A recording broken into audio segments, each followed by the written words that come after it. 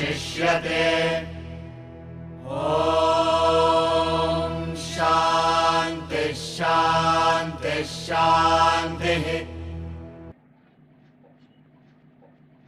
We'll chant Ishavasya Upanishad mantras 9 till the end. अन्धं तमः प्रविशन्ति ये विद्यामुपासते ततो भूय इव ते तमोय उविद्याया गुरताः। अन्यदेवाहुर्विद्यया अन्यदाहुरविद्यया इति शुश्रुमधीराणां येनस्तद्विचक्षिरे। विद्यां च यस्तद्वेदो भयगुसः अविद्यया मृत्युं तीर्त्वा विद्ययामृतमश्नुते।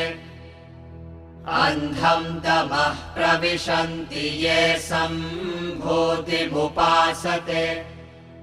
ततो भूय इव ते तमोय उसम्भूत्या गुरताः। अन्यदेवाहुः सम्भवादन्यदाहुरसम्भवात् इति शुश्रुमधीराणां येनस्तद्विचक्षिरे।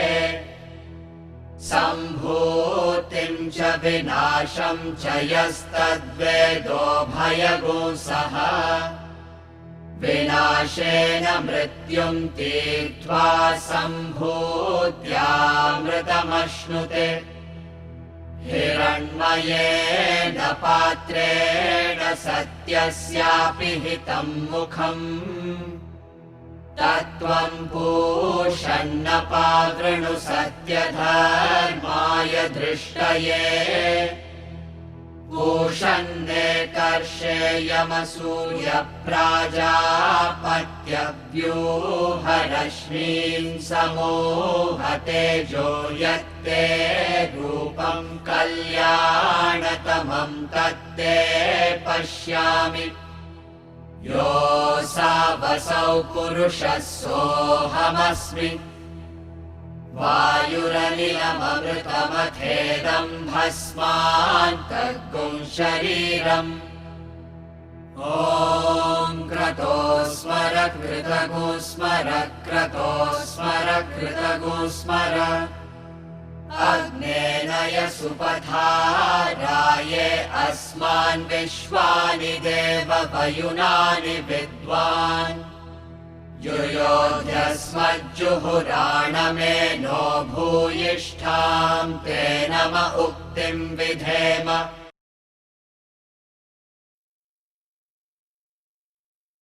Mantra 11 gives a integrated sadhana as to how to combine Vidya and Avidya.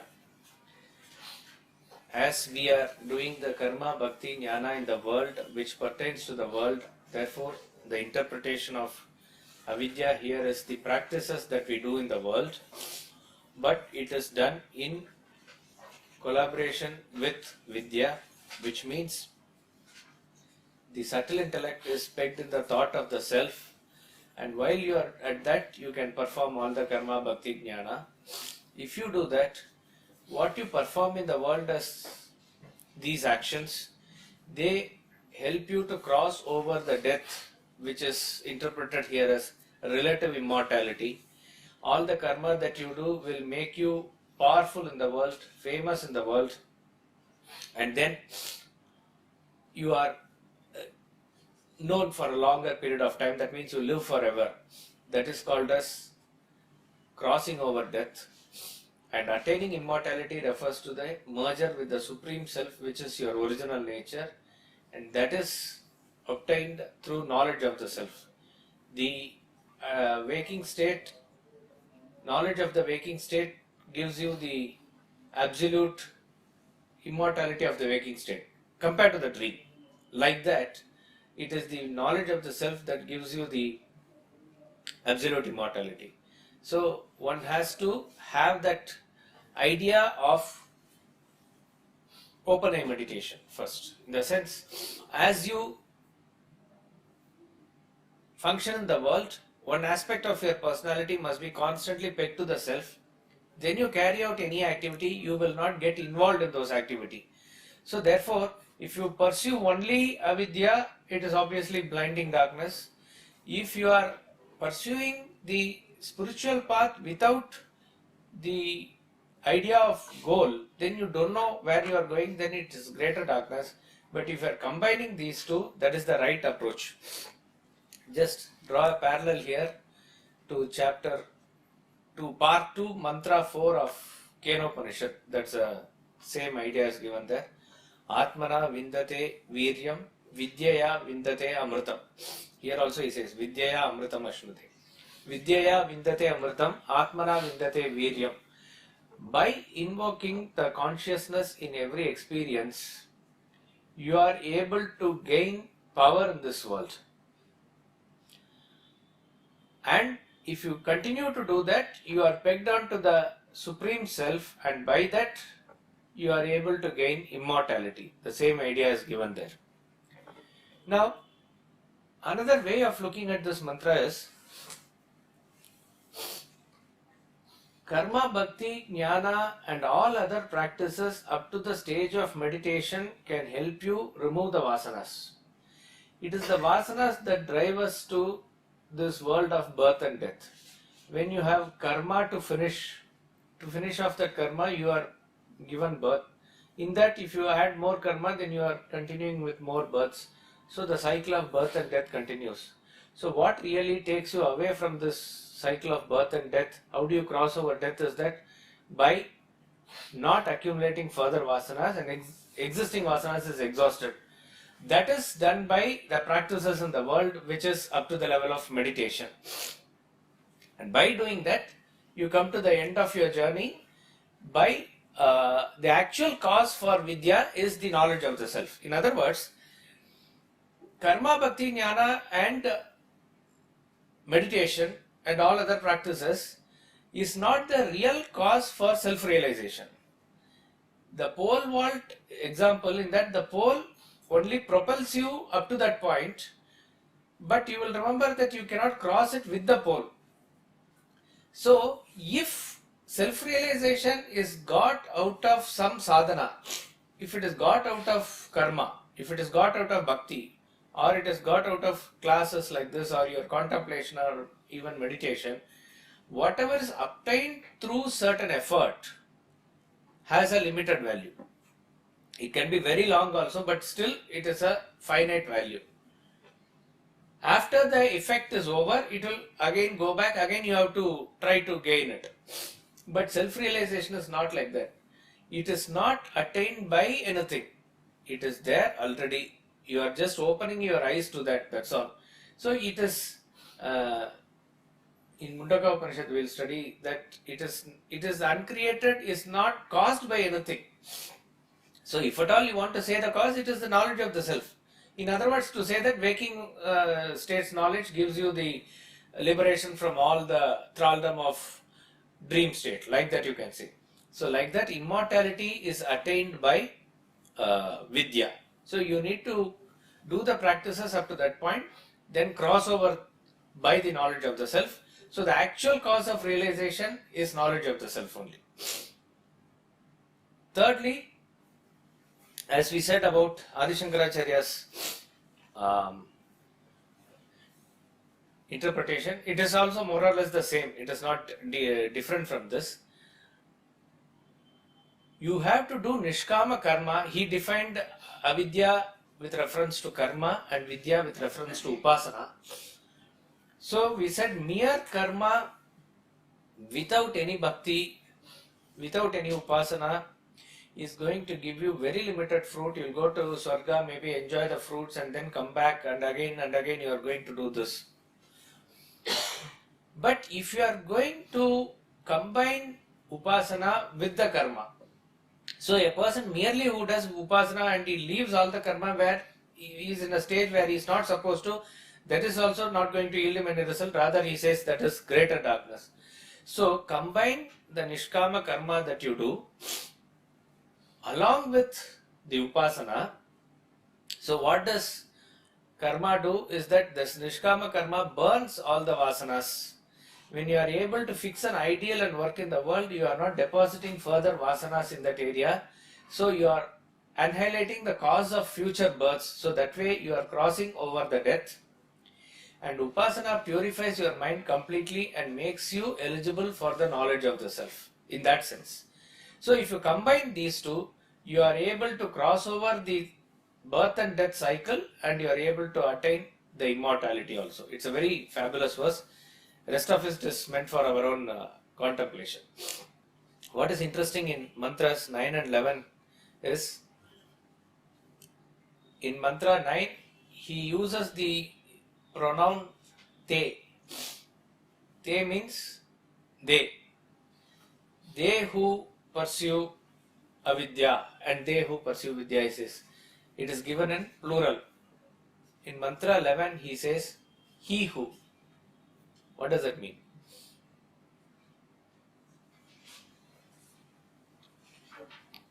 The number goes on dwindling. Dwindling. The person who is actually able to combine these two and approach the sadhana in the right way is very rare. That is why he says, he who, as singular in mantra 11, and in mantra 9 very generously he has said they who. That means there are a lot of people who are pursuing the vidya, like that it is.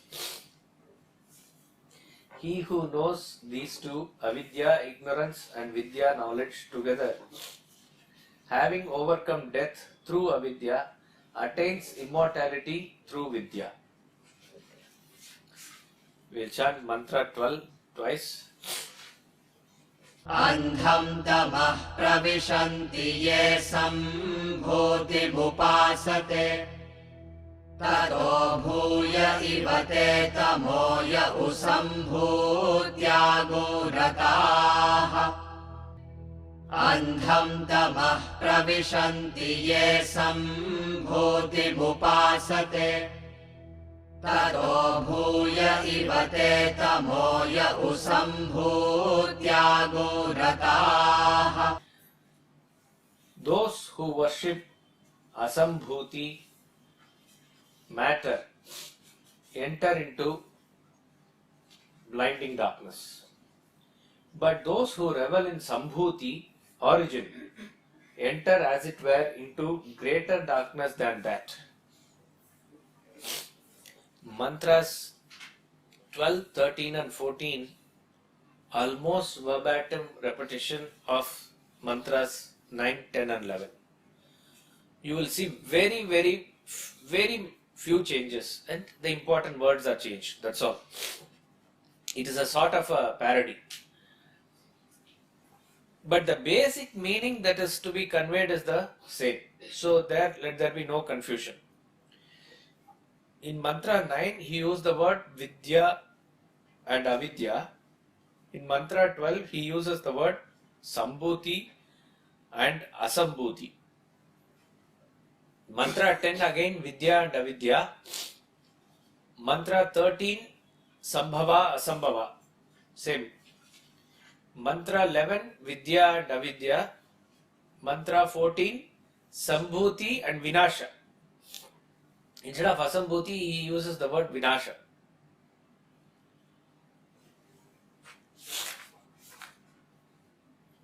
Sambhuti means origin.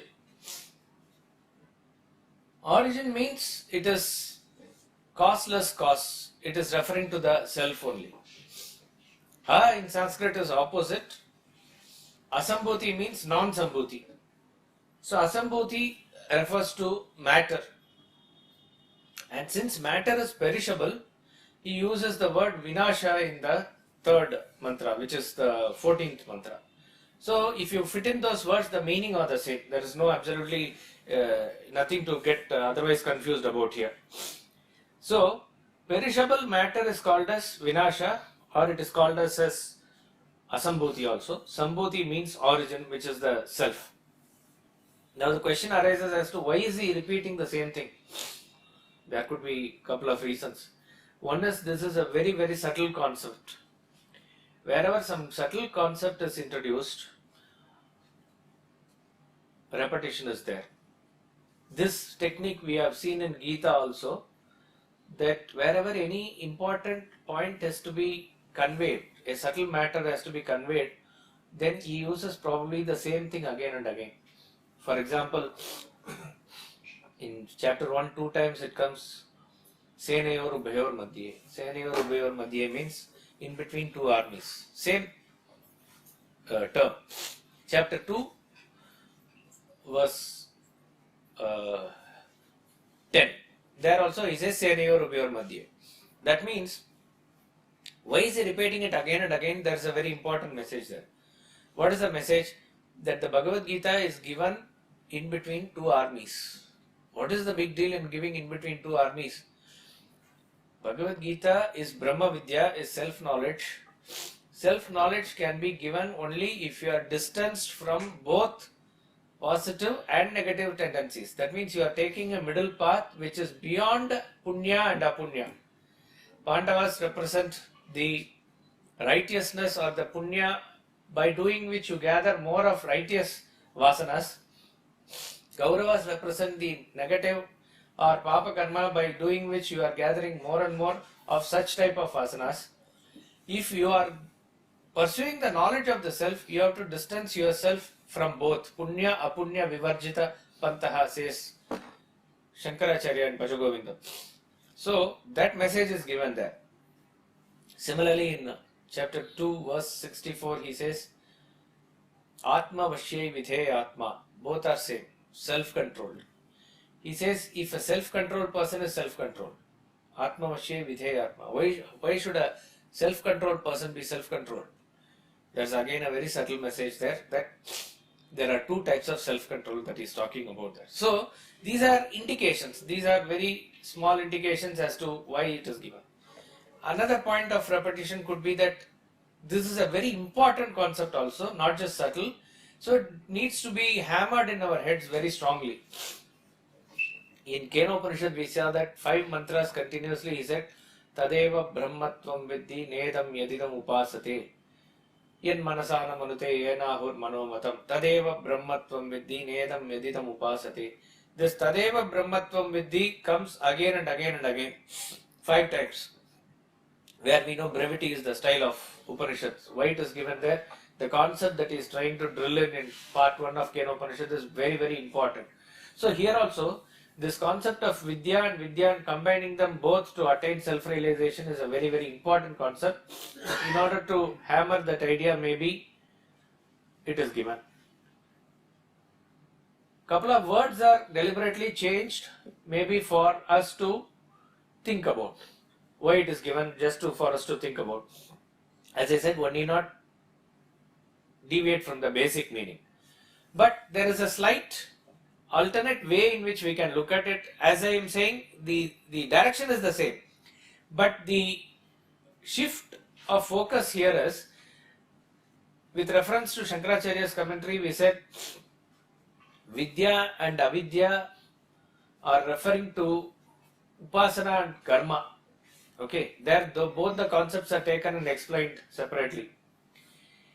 Here, the Upasana alone is taken and dealt with in a little more detailed way from 2 different levels, from 2 different angles.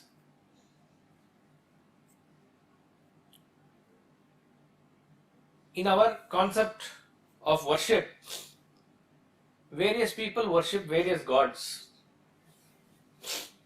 Right from Vedic times, we are used to worshipping various gods. You have gods like Indra, Rudra, Varuna, Yama, various, Surya, lot of gods are there. Each and every god is assigned a particular department, as it were. If you want knowledge, you worship Saraswati. If you want wealth, you worship Lakshmi. If you want power, worship Durga. If you want success, worship Ganesha. If you want arogya, health, worship Surya. Like that, various aspects of worships are given. A person, the pursuit is the same, avidya. Avidya is what you want to pursue in the world.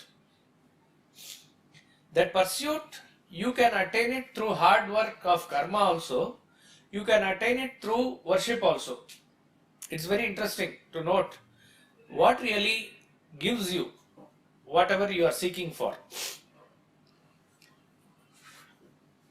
Suppose if a man wants wealth, he just thinks of wealth, wealth doesn't come to him. What do you say? You need to work for it. Obviously, when you work for it, it is going to come as a result of it. The bestower of the fruit of that result, which is wealth, is not the karma. Performance of karma is in your hands. The result is not in your hands. Who gives the result is that Supreme Self only. Okay, according to your karma, who bestows the result upon you is that Supreme Self. So even as you say, the smaller gods who are representing or manifestation of the Supreme Self are giving the results, they are not independently giving, they are as though giving by the law ordained by the Supreme Self only. So what we need to understand is the performance of karma is in the hands of the individual. The writing of the results is not in our hands. Somebody else does it. Sometimes you do certain mixed actions according to which it will come, etc. But according to your action, the results will come. That gods are not going to prevent it. They are going to only give it, as it were. Now, when a person does karma, he has no concept of God, he has no concept of bhakti or prayer or anything. We see even various people successful in the world is that they do the right action in the right way, they sacrifice in the right way and they get the result. They need not even go to temples, they may be atheists who don't believe in God or they don't have time for any such pursuit whether God is there or not. But they are just successful, they are getting various results that they want. They want to put up a factory, they are getting it. They know how to do the technique of right action consciously or unconsciously. So by karma you can do. We have also seen that certain people, they don't do this outwardly hard work that which other normal successful people are seen to be doing. They are very deeply into prayer, worship and to certain other things that they are doing. But whatever is required for them is provided. That way it comes. It comes directly or indirectly, or it could be anything. It could be, through association with somebody or something or the other, they are getting it also. And they firmly believe it is by worshipping is what they are getting. Even as why we are, according to the law of nature, Vedanta says, the moment you think of any object of your desire, it should come to you. That is the power of your thought, it should draw. Why we are asked to do hard karma is that you are not able to rise above that thought and allow that object of desire to come in. So therefore we are asked to do a powerful karma like that. That's why when you do certain puja and other things in your house, suppose you are wishing a profit of the business or anything, you are wanting a son or something, then the priest says first have a sankalpa that I want this. That sankalpa or thought is the main thing. Without that thought you are not going to get it. But you have to rise over the thought to allow that thought to fructify. That we are not doing. Therefore you do the hard karma. In karma what you are doing, you are setting aside the thought and doing offering. You do this to Indra, this to Yama, this to Agni, like that they are doing the offering. All this is the methodic practice that is given for the thought to fructify. This is called as karma. If you extend this karma can be said as you put up the factory, you do, you plan, you get the government approval, all this is step by step that you do. But original thought is that this has to be there. But if you cling on to the thought, then you are not able to concentrate on the action, you are not going to get the result. But you must have the thought, then set aside the thought and plunge into action. That way we say action is going to yield the result. Action per se is jada, it is not going to yield the result. If the performance of karma is by a conscious entity, which is the individual, the result also has to come from a conscious entity, but that is not the individual, the result is coming from somewhere else. That conscious entity is designated as Ishvara because he who knows the supreme karma of everybody, he knows what is the result of everybody according to their intensity, their intention, their power, everything. He gives the result. That result can be assumed that he gives directly or he gives through the designated departments, etc. Those departmental heads are called as gods. If a person is able to sustain that bhakti towards that God in a particular way, and with a minimum amount of karma here and there, he will be able to get that result also. But the point is, not the discussion is not here as to whether he is getting or not, or how much he is getting, etc. The discussion here is his pursuit. So if a person goes to Navagraha in a temple and he says, I want such and such thing, I want to pass in the examination. There are some people who go, I think in Chandigarh, in Hyderabad also there is a temple where any visa application to America has to go through that god. It is guaranteed. And you have to see the Mahadev. Maybe, I don't know, may not be 100%, but more than 90% it works out. And if you have a election or something, there is a particular temple. If you have politicians will go there. If you have an examination to pass or something, there is another temple. Like this, various people approach gods with a limited end in mind. All that they want is to go to America, that's all. All that they want is to pass the examination, or they want to become millionaires, or they want a particular type of marriage, or whatever it is. All their focus is, if I go and do this puja to this particular god and this is the thing, that is what their pursuit. Such people, he says, are andam tamaha. They are just again pursuing whatever is given in the world, nothing more. They are not wanting anything else. So such people are pursuing blinding darkness. Now this is again not the context, but there is a parallel. In chapter 7, yes. If your sankalpa is different from what you deserve or what God wants to give you for self-realization, will you get it? God wants to give you for self-realization. But if you are not wanting self-realization, why will He give you? No, if you want something but you don't deserve it, you have a sankalpa for it but you don't deserve it, then will you get it? See, deserving is nothing but desiring plus working for it. Okay? If this thing is fulfilled, God will not stop it. So, even as Ravana or Hiranyakashipu wanted to rule the world and probably in their own way, assuming that they are the absolute boss, for which whatever amount of tapas they do, maybe they say thousands of years that they do tapas, etc., and they do it very diligently without deviating here or there with that focus, that has to yield result. Brahma or whoever comes out and gives that boon bestowed upon them is that they deserve it at that point of time. So once you have put in the effort towards deserving it, the gods also will not stop it from giving it to you. So it is automatically coming to you. But the effect of which will again last for a longer period of time, but it has to go. A finite effort of you has produced a finite result for you. That is the equation here. So in the Asambhuti, you have a particular Grama Devata or a particular Devata, or it could be any Devata, but you consider him as a resource of a limited goal and you approach him for whatever you want to get in the world. You want son, you want marriage, you want wealth, you want grains, whatever you want. That pursuit is called as Andam Tamaha, or they are in the blinding darkness. But those who worship the origin means they have the understanding of the causeless cause, of the supreme self, of the Paramatma. That means even if they worship in some form or not, they may worship Krishna, they may worship Rama or Kartikeya or Ganesha or Shakti, but they do not consider that Kartikeya or Shakti as a end in itself, as a limited God, that they can only give this. They consider it to be the supreme self.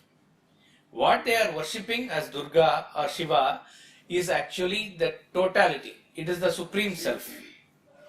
It's very interesting. Then how can such a worship be called as greater darkness? We can understand a person who is pursuit of the world, but he is using some spiritual means, etc., is a blinding darkness. But how is it that the pursuit of the Supreme Self here is a greater darkness? Any thought on this? Because here also the God is limited. Correct. What is interesting is, here actually they are worshipping the infinite, but with a very, very small intellect, they are pursuing the infinite for finite results. So they are to be much more sympathized, they are to be much more pitied. See, it is said this in Bhagavat, the gopis are said to be the Jnani Bhaktas. They worship Krishna for the sake of Krishna, nothing else. That means Krishna here is the infinite self. They are having no other focus except than the supreme reality. That's all it is there. They are showing their purity of love only for that sake. They are much more than any other bhaktas that are described in the whole Bhagavat. On the same episode, little later, Krishna in Mathura meets a Kubja. Kubja is a person with a hunchback. She also gets the grace of Krishna, but with that grace, what she wants is a beauty, that's all. So Sukha is actually sympathizing with her. This would not be the attitude of gopis. So in both the cases, Krishna was available, but a person who wanted beauty just got beauty, and the person who wanted infinite got infinite. So that other person who is in pursuit of the Supreme Self, but has a limited fruit in mind, he is entering, as it were, into a greater darkness, he says. So there are 4 types of devotees, he says in chapter 7, verse 15. Artha, Jignasu, Artharthi, Jnani. Artha is a person who is approaching the temple or places of worship or God or satsang because he is not peaceful. He is emotionally very disturbed. He is very distressed that he cannot share his dukkha with anybody in the world, so he wants God to share with. So he is going there only for that sake. If there was not a disturbance, probably he will not go there also. So his pursuit or he is worshipping the Supreme, but he just want to release his tension, stress, etc. Another person is Artha, who is pursuing wealth. So he goes to the Supreme Lord, but he is again seeking a very limited, this wealth can be extended to wealth, power or family or whatever you want to have as acquisition. So that is another limited effect that they are getting out of the pursuit of the Supreme. Jignasu can be equated to pursuit of knowledge. So a person who is pursuing knowledge, but even if he is pursuing not just worldly knowledge, even if he is pursuing spiritual knowledge, we can write a thesis on Kenopanishad, get a PhD, or we can make various seminars and other things out of it, the result of which is again name, fame, position in the world. So he's got the Pashyan api chana pashyati mudaha, says in Bhajagovinda Adi Shankaracharya. So the person who has got the capacity to see beyond, he is restricting his vision to see a very, very limited thing. He is called as a Jignasu here in this interpretation. On the other hand, Jnani is one who is a self-oblivious, non-utilitarian worship he is having towards the self. That means nothing for the sake of his body, mind or intellect. For the mind is the Artha, for the body and the related pursuit is the Artharthi, for the intellect is the Jignasu, but this Jnani has nothing to do with any of these equipments. He is just wanting to pursue the self for the sake of self-realization only. That is the right pursuit. So, this mantra can be equated, or those 3 can be remembered, that you are pursuing the self, fine, but you are again caught up in the world. He is in a greater darkness. Again, the reasons for the greater darkness is the same, that again and again, if you want to come out of it, you have to use the same worship only. But to shift it to the thought of the self is much more difficult later. So there is not any difference between one darkness and other darkness. But the pursuit has to be of the Supreme Self only. That is the greatness of any pursuit here. So it is something like this. See, a person wants to, let us say we want to um, conduct this yajna. At the end of every year, we conduct the yajna, which is a great thing. What is the idea behind the yajna? Idea behind the yajna is that this great Vedantic knowledge through Bhagavad Gita is to be spread. So we invite a speaker who is competent to speak, and then we try to gather people so that whatever benefit we have derived, we need to put in effort to pass it on to little more people. That is the idea or attitude behind the yajna, for which we collect funds, we print souvenir, we do various other things which are all pursued for the same. So therefore, pursuit of funds or anything here is with reference to the supreme aim, which is conducting the yajna. So this person has the capacity to go to a clerk in the office who has the capacity to sanction 1,000 rupees, he gets from that. Okay, this person is not really knowing what he is doing. He's saying go get the money, means he goes and get the money. That's about all. He is not knowing what he is doing, why he is doing for. This is one type of thing. Another person, let us say, by chance, he has a chance to meet, for example, I am saying it could be the Birla or the Tata, etc., who has the value for the knowledge also, let's assume, and who has the capacity to conduct the whole yajna single-handedly also. To them you go and you say, sir, please give me one souvenir advertisement for 10,000 rupees. What you will shock of that person? A person who goes to a clerk and gets 2,000 rupees, and a person who goes to a person like Birla and you gets 10,000 rupees, you will say this person is more idiotic person. Where you have only must have the smartness to explain the cause and the whole thing will be done. Now when you have the capacity to get the everything from that pursuit of the self, and you are going to get a very limited result from that pursuit, you are actually in greater darkness. Swami Ramatirtha gives it in a form of a beautiful story. Positively saying, there were various dancers who came to entertain the king in the court, and he was very thrilled with everyone. And then he said to everyone at the end of it all, I am very pleased, you can ask whatever you want. So everybody asked, somebody wanted a diamond necklace, somebody wanted a piece of land where she can build a house, everything was granted. The last girl, she didn't ask anything.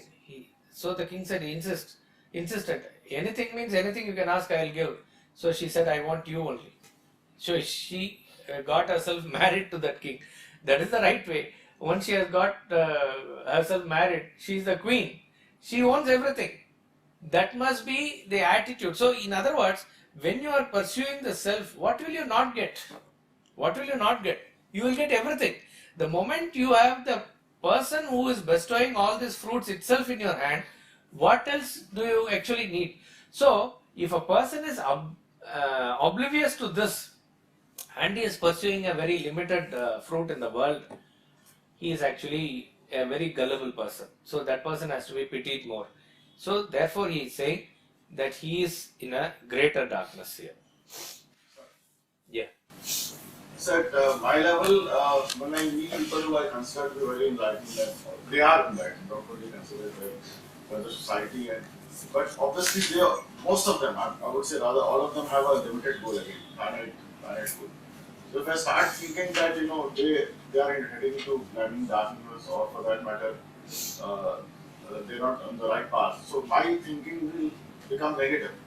So while I need to pursue the everlasting this thing, but when I look at people who are very enlightened, start thinking like that, so my way of life will become totally disturbed.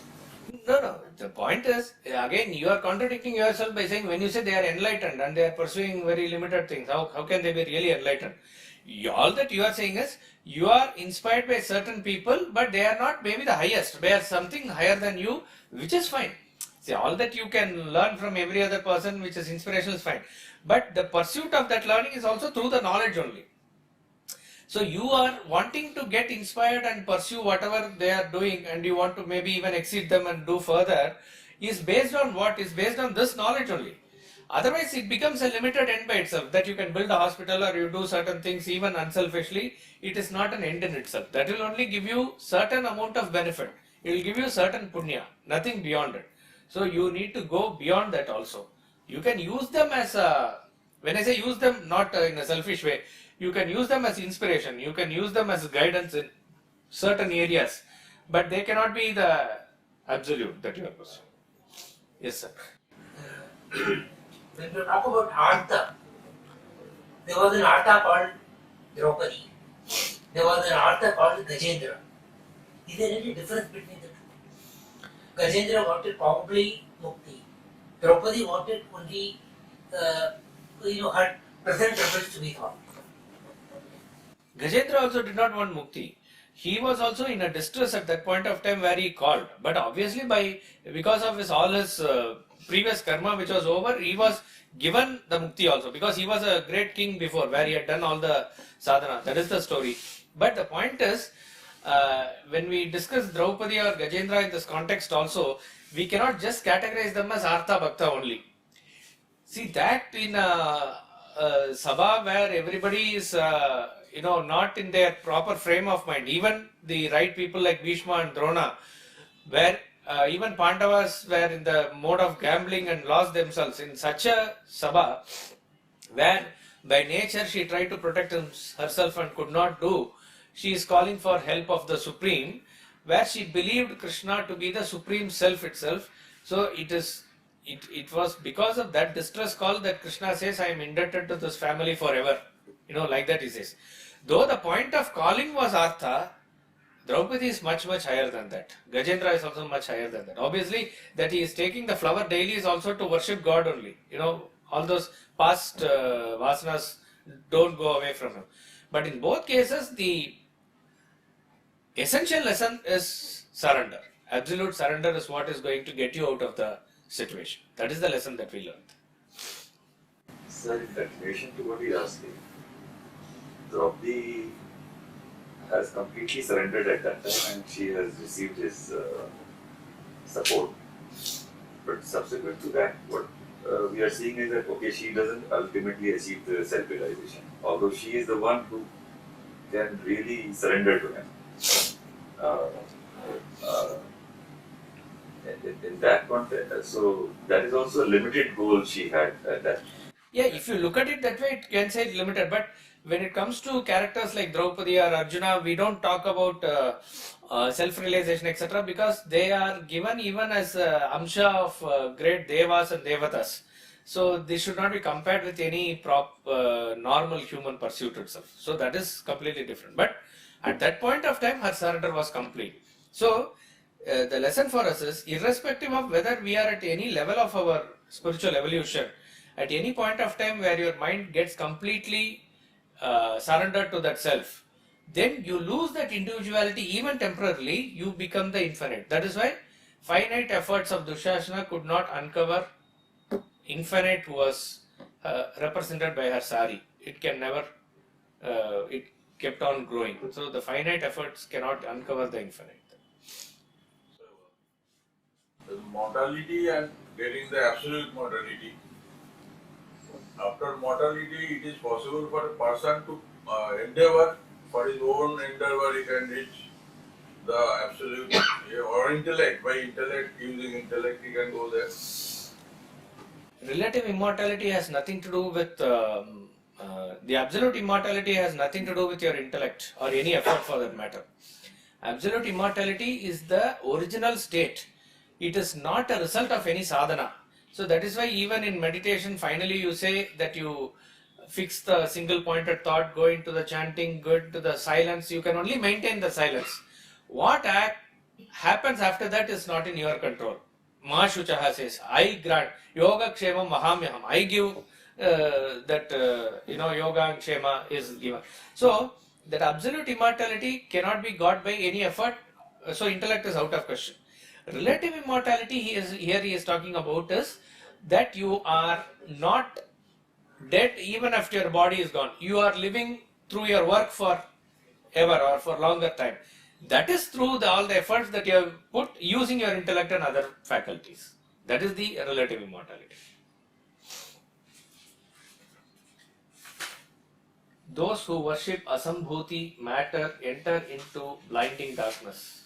But those who revel in Sambhuti origin enter as it were into greater darkness than that. Mantra 13.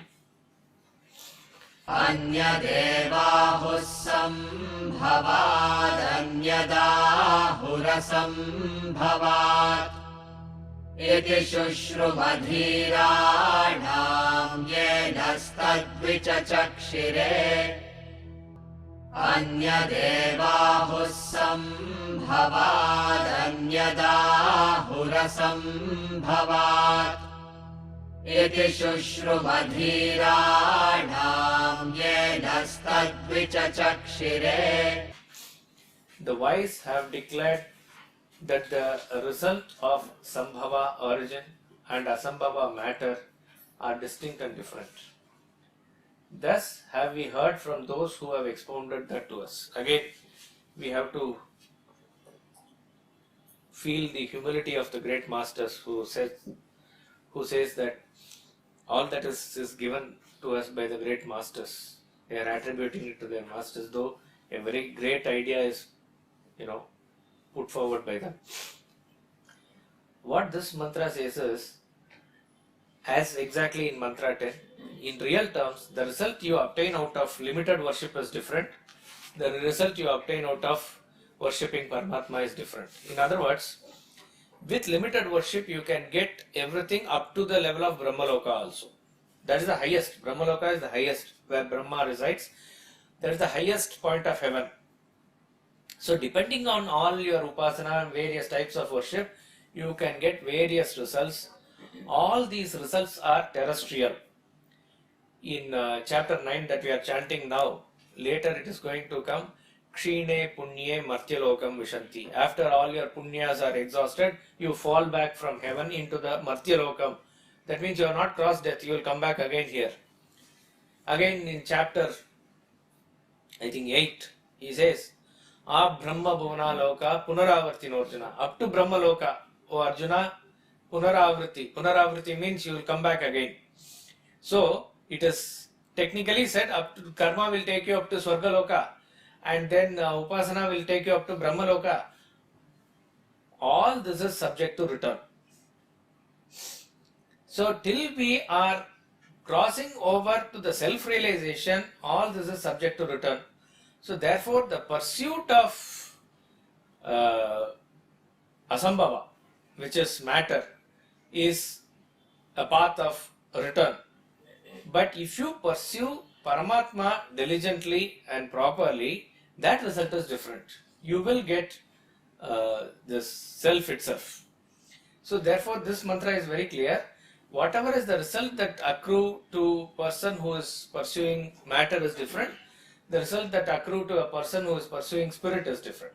You get self-realization as that. In other words, you can have the motivation in life as dharma, artha and kama, which is part of the world, or moksha, which is beyond the world. So either of this can be your pursuit. If you pursue this, you get this. If you pursue that, you get that. That's the difference.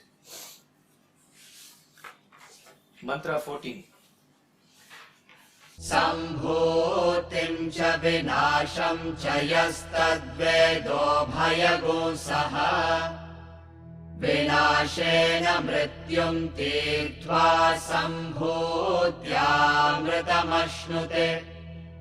Sambhutim cha vinasham cha yastadvedo bhayagosaha vinashena mrityum tirtva sambhutyamritamashnuti. He who knows these two, Sambhuti, origin, and Vinasha, perishable, together, having overcome death through Vinasha, attains immortality through Sambhuti. Exactly verbatim the same, as I said, except he uses the word Vinasha and Sambhuti. So that means combine the worship of the perishable with the ultimate. What it really means is, at every stage, whatever worship has to be done, please do it. But with the understanding that all the limited gods are also nothing but expression of the supreme reality. This understanding must be at the back of your mind. See, a person who is viewing Indra as merely Indra, a god with certain powers, he will pursue Indra for those powers, for that type of a thing, and that's all he will maximum get. But if you understand Indra to be the hand of the supreme god, the hand has no separate existence of its own. The moment you are worshipping a hand, that means that actual worship goes to the person who is the owner of the hand. You are not different from your hand, right? Like that, the supreme being is not different from the hand. That means the Indra that you are worshipping is not somebody who is different from the supreme self. That is why in the Upanishadic, certain Upanishads, we find each of these gods themselves are the giver of the knowledge of the self. In next Upanishad that we will see, Kaivalya Upanishad, Lord Brahma is giving the knowledge of the self to Ashwalayana. In Mandukya, I think Varuna is giver of the knowledge of the self. That means each and everything is the embodiment of the supreme self only. But for the sake of convenience, we understand different aspects of nature. So you are able to visualize Surya as the eyes of the god. You are able to conceptualize Indra as the hand of the god. You are worshipping moon, Chandra as the mind of the god, and each and everything has a very logical and scientific connection. We studied it in detail when we did the Tattva Bodha, if you remember. So when you are offering to Indra, you are understanding that Indra to be the macrocosmic hand of the totality. So that is how the yajna has to be done.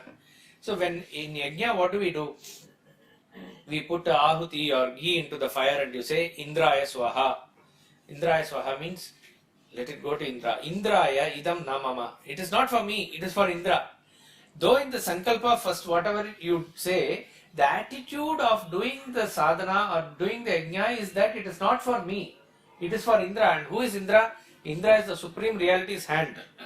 Surya is the Supreme Reality's eyes. Like that it is.